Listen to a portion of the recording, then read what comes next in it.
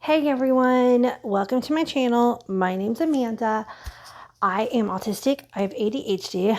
I have a memory disorder called SDAM. It stands for Severely Deficient Autobiographical Memory. It means that I don't create autobiographical memories.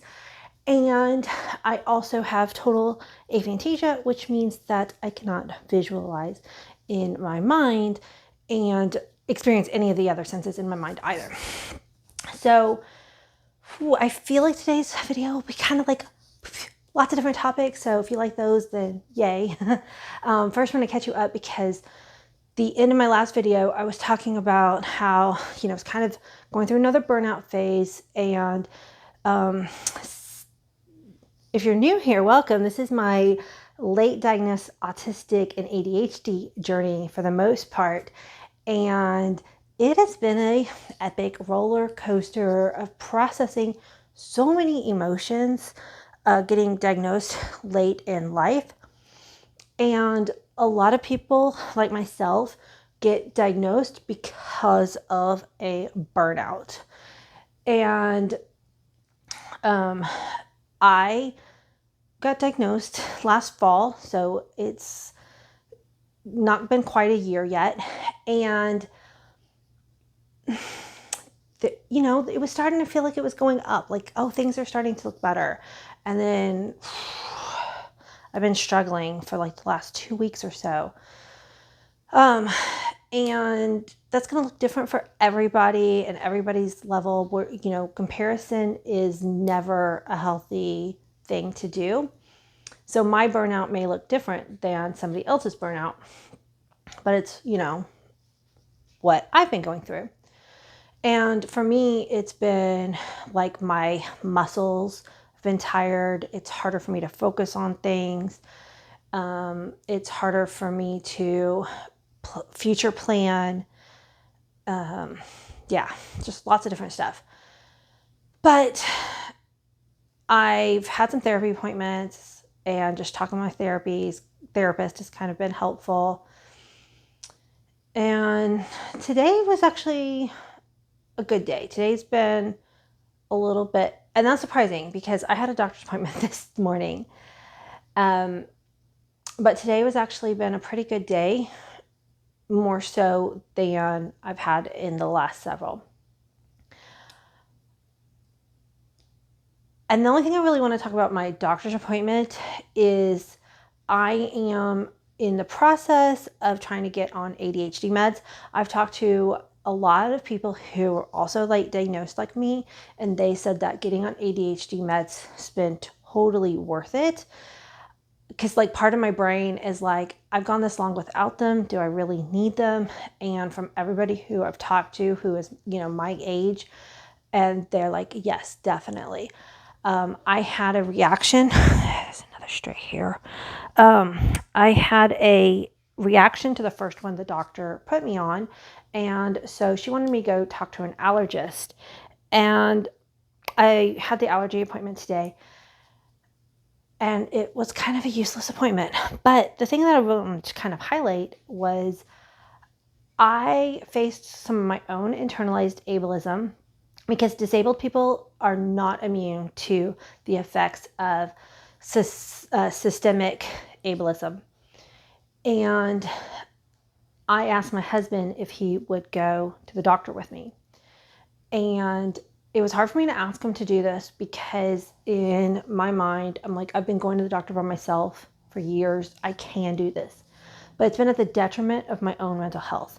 Every time I go to a new doctor, my anxiety is through the roof, and then I'm dysregulated for the rest of the day. And oh my God, I just said like, today's been a good day, even though I had a doctor's appointment. I just had the aha moment there. Having my husband there made it where I didn't feel dysregulated for the rest of this day. I'm so glad I just had that aha moment on camera. I did not even put that together. But yeah, I was so glad he was able to go with me. And that way, when the doctor was making absolutely no sense to me, I was able to, turn to my husband and say, this making sense to you? And he was able to ask some questions. And basically we realized that the allergist is just not really going to be able to help us or help me. And so I need to go back to my doctor and yada, yada, yada. But facing that internalized ableism of feeling like I should be able to go to the doctor by myself just because I'm a grown woman. And it's not that I can't handle a doctor's appointment by myself. It's the system isn't designed for an autistic brain. The system is fast paced, lots of questions coming at you. You have to process quickly. And I'm a slow processor a lot of times. Like a lot of times I don't have I got to absorb the information the doctor tells me, and then I'll have questions the next day or two. But it took several months to get this appointment. If I needed a follow-up appointment, like the system just doesn't allow for that. You have to get all your questions in right then. So having my husband there, like I said, was really amazingly awesome accommodation. And unfortunately, not everybody has somebody who can go to a doctor's appointment with them. So if you do have somebody that you can take with you, if doctors are even an anxiety trigger for you, like for me, they are really, this is also one of the very first appointments where they didn't tell me my blood pressure was scarily high, because whenever I'm at the doctor's, my blood pressure gets read so high, they have to take it like 2 or 3 times before they get what they feel like is a reading that makes sense. Usually they have to take it like at the beginning of the appointment and then maybe again at the end of an appointment. Anyway, so I kind of wanted to touch base on that just because I feel it's really important to normalize the fact that internalized ableism does exist, and it's nothing to be ashamed of. Like systemic ableism, our society is just built on ableist ideas. And so everybody was raised up into it, even disabled people. And it takes stepping outside of the system and outside of the viewpoints that you were raised into to say, why does it matter if I have a support person at the doctor with me? Like that doesn't make me less of a person. And it made everything smoother and better. So normalizing this kind of thing is important. So that way other people who have had this idea before me, because it's not a new idea, that they feel heard and seen, and that if you've been thinking about taking someone with you to the doctor, maybe me suggesting it lets them know that this isn't a weird request and that it is very helpful and it means so much to the person making the request. So the other thing I kind of wanted to talk about on this video, which is completely not related subject, but that's just sometimes how my brain goes, y'all. I'm talking about systems and broke systems, right? Like our medical system is so broken, and I am not the person to talk about how to fix it. I have no idea. That's not my specialty. But we do have a very, very broke medical system, at least in the United States. I know a lot of countries, even ones with health care provided for their citizens through taxes, they're not perfect. We need to all do better. We have so much knowledge to do better, but we just don't have systems in place that make it work. But so kind of along those lines, I did a video a while back on social constructs, and in the comment section, people were talking and said that they'd be interested in a part 2 to the social constructs video. And the reason why I'm talking about social constructs as an autistic person is because of the way our brains work. We often can see past the social construct. We can see that the thing is a social construct when a lot of allistic people who are living in it, like we are, but they don't see the social construct for what it is. And the trap that a lot of autistic people fall into is that we will see a world as how it should be, and we want to live in the world as how it should be instead of how it actually is. Like for the medical system example, that's not a social construct. I mean, the system is, like, we constructed the system, but like it's a broken system, and my brain is like, it shouldn't be this way. It should be X, Y, and Z, but it's not that way. And so it's really frustrating beyond words to have to function in a system that everybody acknowledges is broken. But some people don't even see that it's broken. So I was going to go back and rewatch that first video. Like I said, I have a memory disorder. So interesting tidbit is that, hold on, I got to let my dog in. Come on, if you're going to come in, you have to be in the video. Come on, Watson. Come on. Come on. Everybody wants to see you, Watson. Here, look at the camera. There he is. There he is. Okay. Now he's going to go. Are you going to stay or are you going to go? So yeah, an interesting tidbit about me is that because of my memory disorder, once I make a video, I don't have the autobiographical memory of making the video. So I may have some of the facts about that video because I have factual information about my life, but I don't have the autobiographical. Like I can't relive and remember everything that I said in particular videos. Just may have like the topic. So once I put up a video, like I forget what I've said in it.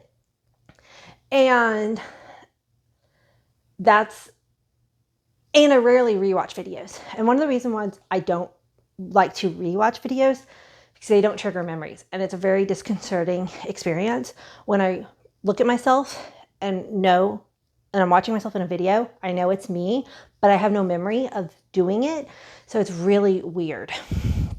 And I think I just had this other aha moment right now. I have this lip gloss that I've been putting on before my videos, and then my nose itches in my videos. I'm like, my nose was not itching all day long. I sit down to film and I'm like trying to scratch my nose off. I think there's something in that lip gloss that's bothering me. So I'm going to throw that lip gloss out. So I apologize. I keep rubbing my nose, and I've done it in other videos too. Just had that aha moment. We're just full of aha moments today. Okay, social constructs. Let's get off the ADHD tangents and focus on it. So let's start off with a super fast, easy one. Our lawns that a lot of people, especially in America, have, like our beautiful flat green lawns, that is a social construct that society and suburban life has agreed upon, that this is the way that homes should look. And again, like I said, in the world that we should be living in versus the world we are living in, if we had lawns as food, instead of using that space as just grass, which adds no biodiversity, does not help feed animals, does not, it uses more resources of, gas or electricity to keep the stupid things trimmed, and water bills instead of planting native species. Like, lawns are a stupid invention. Do I have a lawn? Yes, because it's the world that I live in and the HOA that I live in versus the world that should be. Like, we could be planting biodiverse lawns and have pretty greenery around our house, and then not lawns. Did I say biodiverse lawns? I meant biodiverse plantings. And yeah, I don't like lawns. Okay, here's a funny social construct. Clothing. Clothing is a social construct. Like, clothing was invented, prehistoric, to keep us warm, and it serves a useful function, but people assign so much, judgments and like morality around clothing. The fact that women have to have a top on, but men don't have to have a top on, is ridiculous. The fact that we say that it's appropriate to wear a bikini at the swimming pool, but if you wore a bikini at a board meeting, it would be weird. And I agree with that. I'm not saying like that it wouldn't be weird, but we assign a lot of meaning to clothing when originally clothing was to protect us from the elements. Money and tipping are both social constructs. I kind of lump those together. They're separate, but they're together because tipping involves money. So money is a social construct, and this is one even my autistic brain is like learning about and is fascinated about. I came across a post the other day that was so intriguing, and it was one of those 1 minute, TikTok videos, and I'm like, wait, I need more. Where she was talking about how we did not have to evolve from bartering to a money system. Like, there was another route humanity could have gone and we didn't. And I was trying to like Google and try to find more information on that, and I got nowhere. So one source on the internet is not something to, rely on. I want to learn more. But even without that interesting little like, was she just making stuff up or was there something there? The fact of the matter is that money is a social construct because money doesn't exist. We decided that money was something that we are going to agree upon. Like, even a dollar bill is this piece of paper. Like, this could be money. This could be money. This could be $1. But we decided like a sheet of paper was going to be $1, and then like a little metal thing was also going to be money. So it doesn't matter what the object is, and most of us don't even carry those objects around. We're just transacting data bits on our, credit cards. So money is just a social agreement that things are worth a certain amount. And it does go back into that world as should versus world that is. Like, capitalism, I think it was a failed system.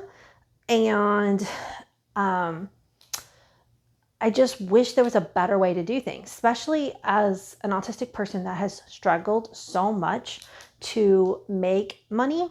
I have had odd jobs in my 20s, but I've never been able to really be employed because of having autism, especially PDA profile, pathological demand avoidance autism, makes working very, very hard for me. And, just being autism is a disability, and the capitalistic society that we live in is not conducive to a lot of autistics' way of functioning in the world.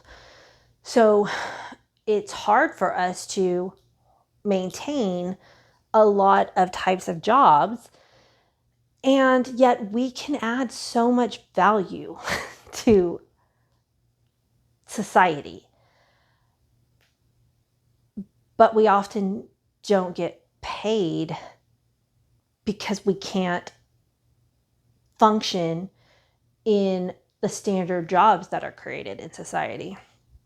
But there's a lot of autistic people who are excellent researchers. My brain is going completely blank right now, but like crafters, like when an autistic person has a special interest, like they are so insanely good at doing that thing. And we aren't motivated to do it because we're getting paid for it, right? Like this channel is social media content creation has been a special interest of mine for many years. Like before I had YouTube, I was a blogger. I've just really taken to social media as a special interest for many, many years. And I was really excited when this channel monetized. I didn't start this channel thinking it would ever get monetized. Like that wasn't my goal. My goal was not, oh, I'm going to start talking about my life and sharing personal things on the internet and get paid for it. Like my goal for starting this channel was literally to make a difference as a disability advocate in a way that was accessible to me. Because there's a lot of ways to be a disability advocate out in the world that doesn't work for how I can operate in the world. So I was like, I can do this in this format. Then the channel did monetize, and it's exciting. It's the first time I've gotten paid since my early 20s. And I mean, it's not a lot. YouTube can pay a lot, but this channel does not make a lot of money. But it's one of those, the world that we should live in versus the world we do live in. Like, I don't do this to make money, but I live in a world that is based on money equals value. And then for the first time in my life, well, not first time in my life, I'm being hyperbole. My first time since my early 20s, I'm getting paid to do something that I am creating and putting a lot of work into, but I'm doing it because I love it and enjoy it. Like I spend hours answering and reading comments and editing and coming up with video ideas. Like this is a passion project of mine, and I love doing it. Okay. Oh, but tipping. This video is going to get longer than I meant. Okay. I'm looking down at my list. Tipping. Tipping is a social construct that absolutely drives me and a lot of autistic people crazy, and it has absolutely zero reason for existing. Tipping started out as bribery for good service from the aristocracy. Can't say the word, but rich people. They would tip somebody so that they tipped them before the service, I think, if I remember correctly, so that that person would give them good service. And then it got exploited for people who were able to underpay their employees because their employees would be able to make tips to earn the rest of their wage. But tipping should not be it should just be outlawed. People should get paid for their service at the price that they set. But again, money's all made up, so, it's just a social agreement. But I get irrationally irritated every time I have to tip. And it's not that I think that the person doesn't deserve the money.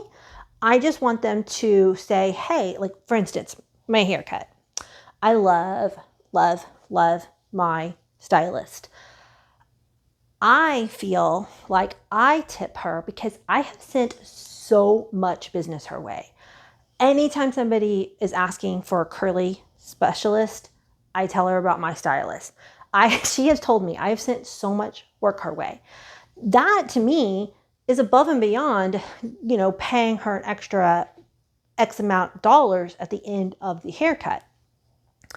But of course, most people don't see that, and of course I do tip her the X amount of dollars because again, that's the world we live in, not the way that we should be. But especially since she's her own business person, she should just say, my haircut is X amount. And you should be able to be like, yeah, I feel that's valuable. I'm going to pay X amount. Not, my haircut's X amount, and then hopefully you will pay me the rest of it. Like, that's just not clear communication. That's just like, I can get really passionate about tipping. I do the tipping. I feel like the tipping should be gone. I've got two more. I'm going to just save those and I'll start another list. And if you know of any other social constructs down below, comment down below. And if you'd like a part 3 about this, maybe I'll do a part 3. I understand social constructs aren't 100% related to autism, but they are, because a lot of the autistic people in your life, or if you are autistic, are going to share some of these same viewpoints, because it's like how a lot of our brains work. And we will get passionate about these things in a way that an allistic, which is a non-autistic person, won't get the same kind of passion about it. So that's why I feel like it is relevant to the topic of autism. Anyway, thank you guys so much for watching and being part of my journey. Couldn't do this without you. Just sending all the loves, hugs, and supports. Bye, guys.